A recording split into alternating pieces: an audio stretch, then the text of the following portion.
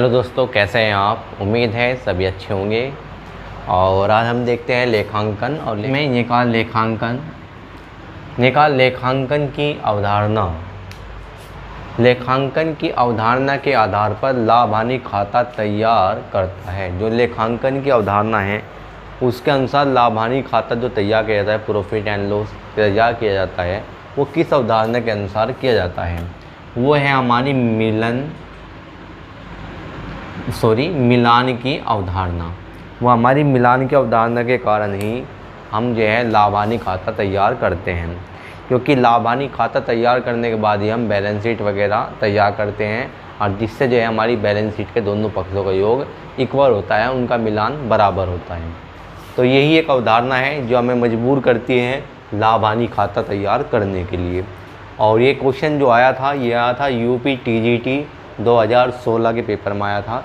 जब UP TGT 2016 का exam हुआ था तो उस एग्ज़ाम में ये क्वेश्चन पूछा गया था। इसके बाद देखते हैं नेक्स्ट क्वेश्चन में क्या कहा। ये कहा यदि अंतिम रहतिया मतलब क्या है, अंतिम रहतिया क्लोजिंग स्टॉक, यदि अंतिम रहतिया तलपट में दिया है तो उसका लेखा होगा। यदि क्लोजिंग स्टॉक अंतिम रहतिया ट्रायल बैलेंस में दिया है, तलपट में दिया है, तो उसका लेखा कहाँ होगा। यदि आपको जो है ट्रायल बैलेंस में अंतिम रहतिया दे दिया, क्लोजिंग स्टॉक दिया, तो आप जो है उसका लेखा एक बार करोगे और उसे सीधा कहाँ लिखोगे, बैलेंस शीट के असेट्स पक्ष में लिख दोगे।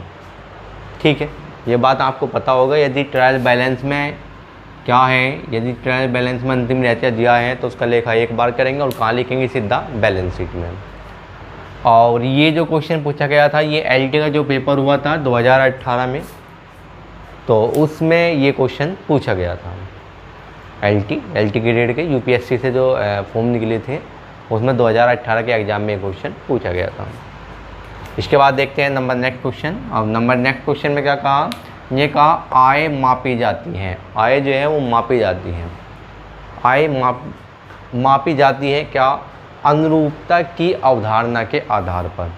अनुरूपता की अवधारणा के आधार पर हम क्या करते हैं, आय को मापते हैं।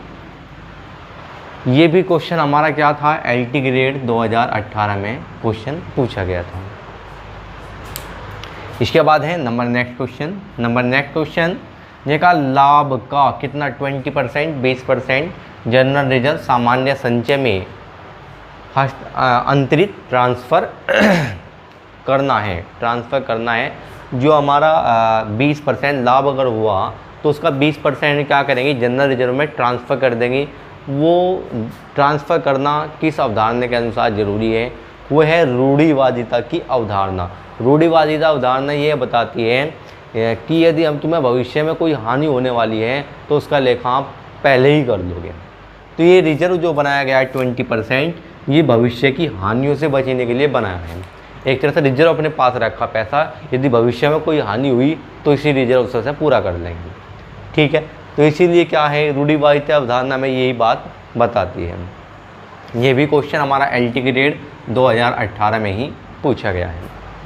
इसके बाद है नेक्स्ट क्वेश्चन बताते हैं क्या द्विपक्ष या द्विपक्षीय अवधारणा है। द्विपक्ष या द्विपक्षीय अवधारणा है। ये द्विपक्ष अवधारणा हमें बताती है कि यदि हम किसी भी लेन देन का कोई भी लेखा करेंगे तो लेखा करते वक्त दो खाते प्रभावित होंगे, जिसमें एक डेबिट होगा तो दूसरा क्रेडिट होगा। तो द्विपक्ष अवधारणा में ये बात बताती है। इसने कहा कि ये अवधारणा है क्या, दोहरा लेखा प्रणाली पर आधारित है। दोहरा लेखा प्रणाली पर जो है, दोहरा लेखा प्रणाली क्या करती है, एक डेबिट होता है उसमें दोहरा लेखा प्रणाली में, दूसरा क्रेडिट होता है। ये भी एलटी ग्रेड 2018 में ही क्वेश्चन पूछा गया है। इसके बाद नेक्स्ट क्वेश्चन में क्या कहा, ये कहा उपार्जन अवधारणा है। उपार्जन अवधारणा मतलब क्या है, उपार्जित अवधारणा या उपार्जन अवधारणा। उपार्जन अवधारणा में ये बताती है कि यदि तुम्हारा जो पैसा है वो कहीं पे रुका हुआ है, वो अभी वहाँ से आया नहीं, तो वो क्या है, आपका आगम है, आने वाला है, आया नहीं अभी, वो क्या है, उपार्जन है। उपार्जन अवधारणा के अनुसार यदि आपका कोई पैसा रुका है तो वो क्या है, आगम है। ठीक है, वो अर्जन होगा भविष्य में। ये पीजीटी 2016 में क्वेश्चन पूछा गया था। इसके बाद है नेक्स्ट क्वेश्चन में बताया गया है देखा लेखांकन मानक बोर्ड या भारतीय लेखांकन मानक बोर्ड का गठन कब हुआ। भारतीय लेखांकन मानक बोर्ड का गठन कब हुआ। ये हुआ हमारा क्या,